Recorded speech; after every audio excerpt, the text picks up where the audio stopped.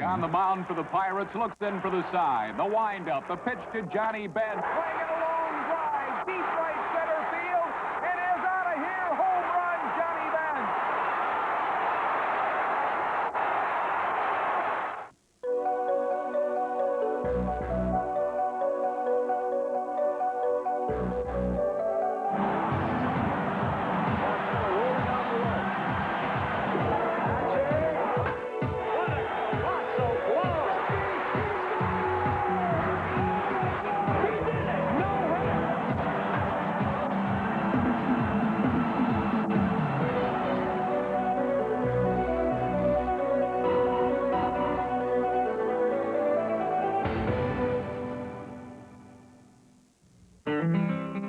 Binger, Oklahoma. Population 660. The hometown of Johnny Lee Bench, future Hall of Fame catcher.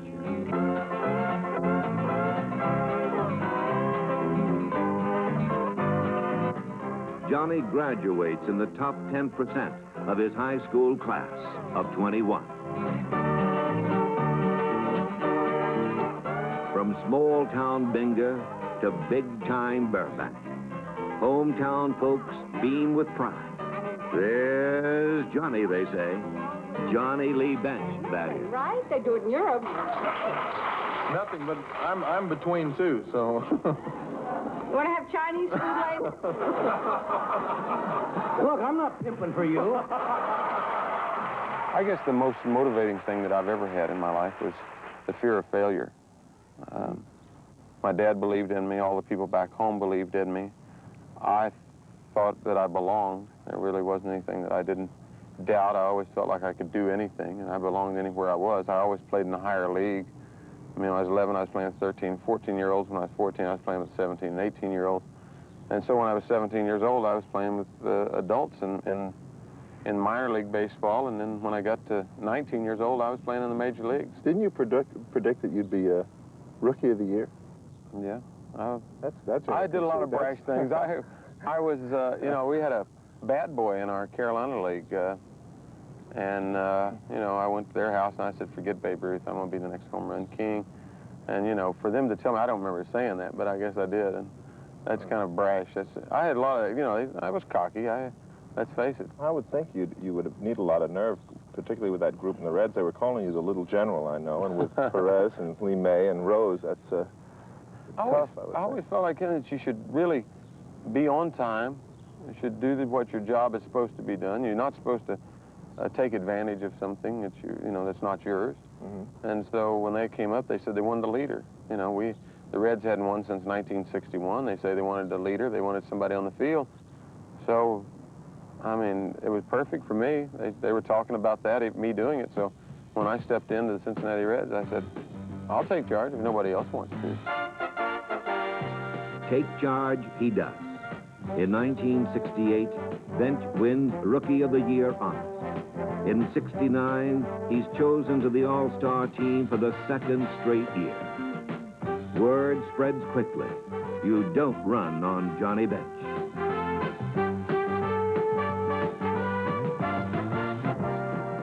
But in 1970, Pete Rose is named captain of the Reds, a disappointment for the little general. Well, there's something about Pete. That square jaw sometimes sticks out a little far, but you can't stay mad at him, and you know he's a winner. And so working together, we never let it step on anybody's toes. We always got along, and we knew that whenever we walked on the field that we were going to do as best we could, and each of us were capable of doing great jobs. And let's face it, if you win, people start noticing you. The 1970 World Series. Reds versus Orioles. After his best season ever, Bench continues to pound the ball, but to the wrong person, Brooks Robbins. Repeatedly, Johnny is robbed by Brooks, whose MVP performance leads the Orioles to victory in 5 games. For Johnny Bench, it is a series of frustrations. It was the best year that I could have had and may ever have, and hit 45 home runs, drove in 148 runs.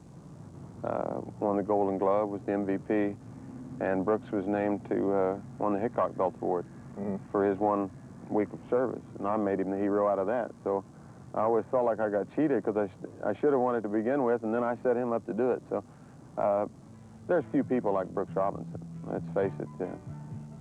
We hit enough balls at him to win the series, and we only wound up winning 1 ball game. Well, shall we change sports for a bit and step onto the golf course? Are you ready to face me? How many strokes are you going to give me? I'll give you a stroke a hole. That's all? Just a stroke a hole? I play Arnold Palmer with a stroke a hole. I want some of your All action right. anyway. All right. Some of that shadow money. I got to have some of this.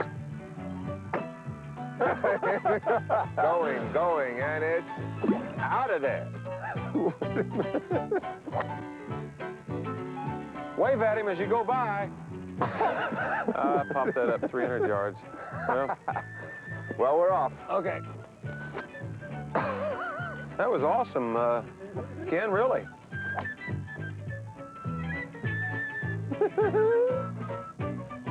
Oh, big guy. At least it's not down in the...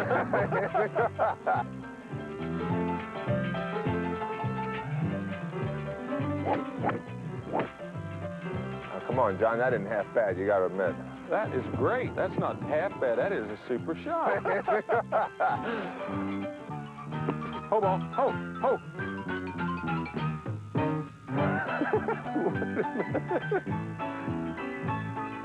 Oh, I'm right of the pin again. Where you lie? Where you lie on this hole? 4. That's not bad. Par 3. Okay. That's your ball. Key. Okay, this ball I am won't getting bother you used here, to it. will it? How can you say you do? You've got me tied coming into 18. That's right.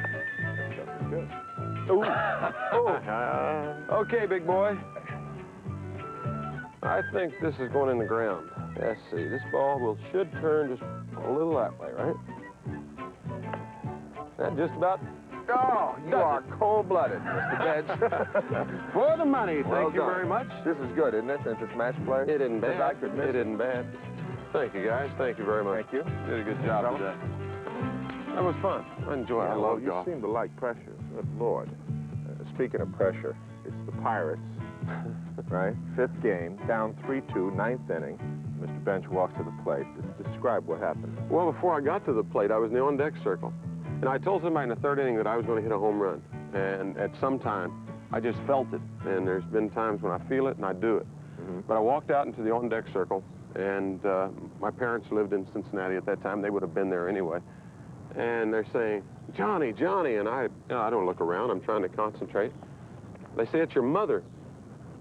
And so I turned around, and here's Mom looking at me. And she's got this angelic look on her face, and she's saying, hit me a home run. The line. And the pitch to Bench. Change in the air. Deep right field. And the thing. She's done.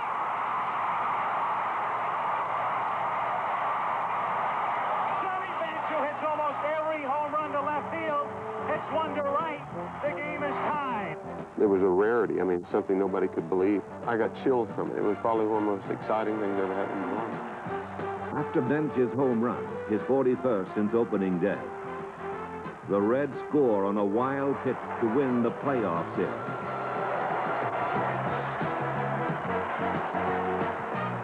Next up, the colorful Oakland A's. That was the Charlie Finley days. That was, you know, when he brought in night baseball. He was quite an innovator. But we were the bad guys and the good guys. You know, we were the B-squared guys, and no mustaches, low socks. And today we still are like that. But the Oakland A's were the different uniforms. They had the mustaches. They were the gunslingers that came riding into town. To open the series, town is Cincinnati. If the outlaw A's have the intention of stealing bases, Sheriff Bench quickly dispels any such notion. But Oakland fans have much to cheer about. Their A's win 3 of the first 4 games. Then, in Game 5, the A's, trailing by 1 run in the 9th inning, once again issue a challenge Johnny Bench's way.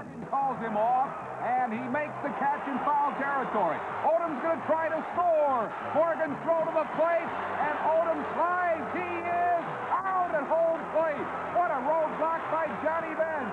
Odom is mad, argues with the umpire, but Bench wouldn't let him Gene through. Tennis, however, powers the A's to a 7-game series victory. His 3 home runs earn him the MVP. Gene Tennis at the plate for the A's. Long drive, deep left field, rolls back, and is out of here. Home run, Tennis. Gene Tennis emerged all of a sudden, 2 home runs and just in a matter of 2 at-bats, I think. And Don Gullett and Gary Nolan, young kids, that we got a taste of it. It was really exciting, but gosh, it was tough to lose again. And then for a couple of years you were good, but you didn't get to the series. And then the Big Red Machine started to roll. Tell us about that. And Captain Hook, you won 108 games that year.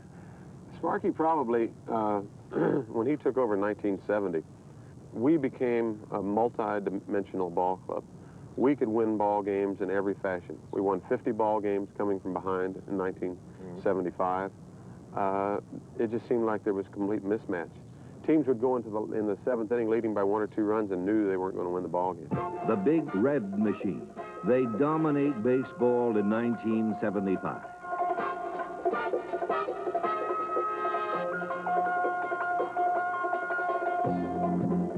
Powering the Reds are Johnny Bench, baseball's premier catcher.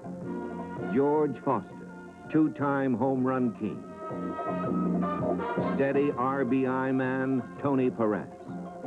Joe Morgan, the complete baseball player. And Pete Rose, Charlie Hustle. Sparky Anderson's troops win games on the base path.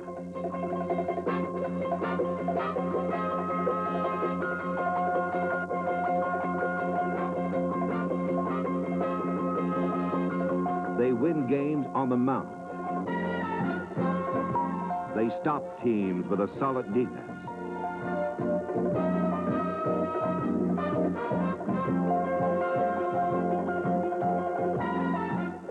They wear down opponents with their power. Johnny Bench's Reds do it all. Awaiting them in the 75 World Series, the Boston Red Sox. 6th game of the 1975 World Series. Raleigh Eastwick coming into pitch for Cincinnati. Bernie Carbo, the batter for Boston. Red Sox in trouble. Swing and a miss by Carbo. Boston down 3 games to 2, and they're behind by 3 runs in this one. Bouncing foul off to the left of the plate. Bernie Carbo representing a hope for the Red Sox, who trail by 3. Long drive, deep center field. It's got a chance. It is a home run. Bernie Carbo has just tied up the ball game here in the 8th inning, and the Boston Red Sox are still alive on a pinch homer by Carbo.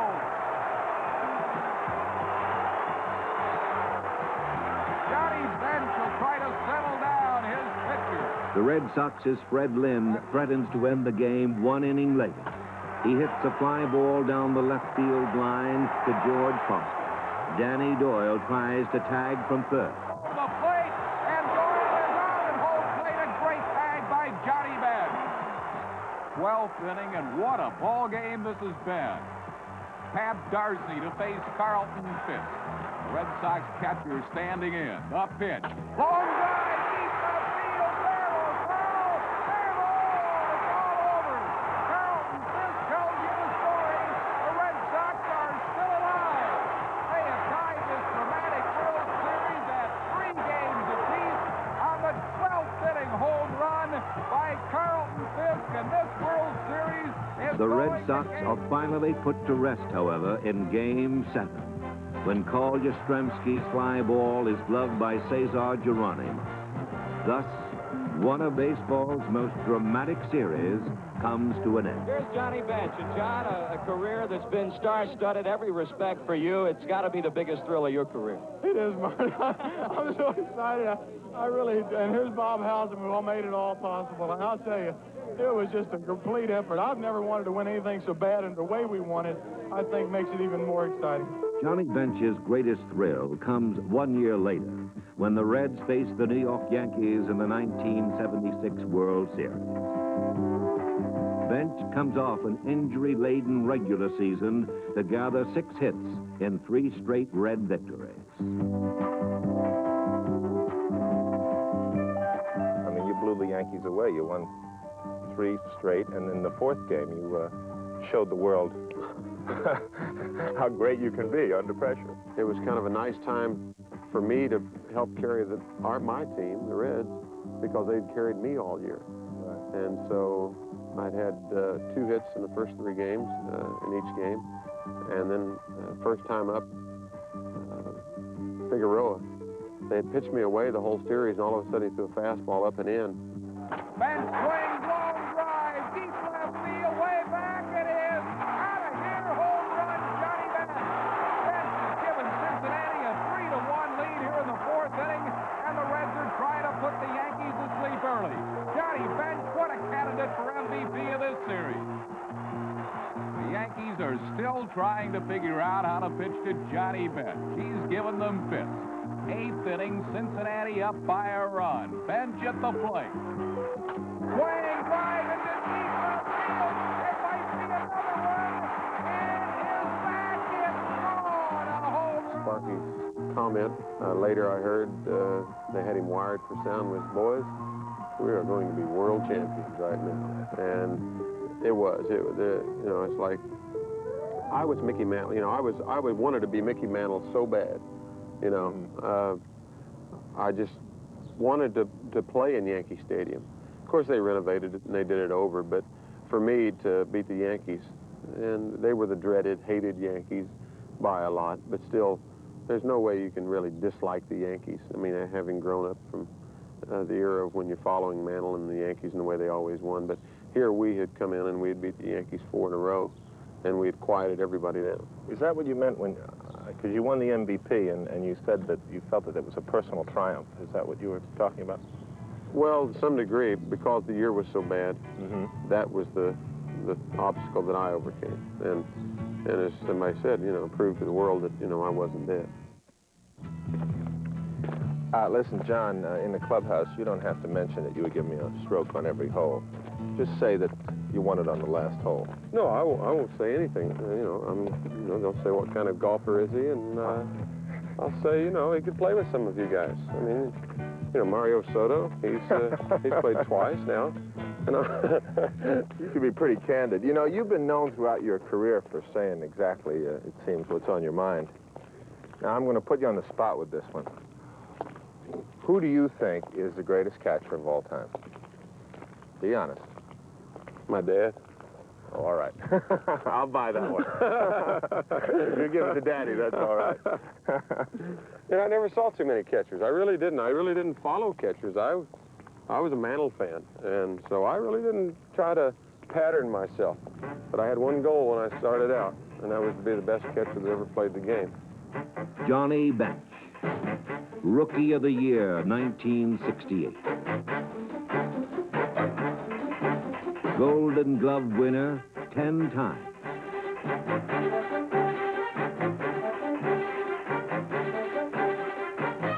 Johnny Bench has hit more home runs than any other catcher.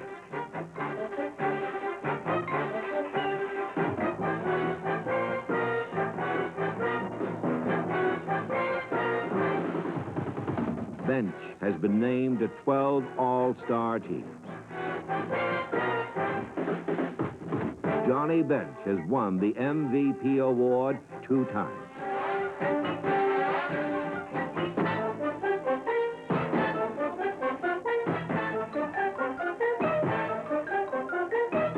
Johnny Bench, the Little General.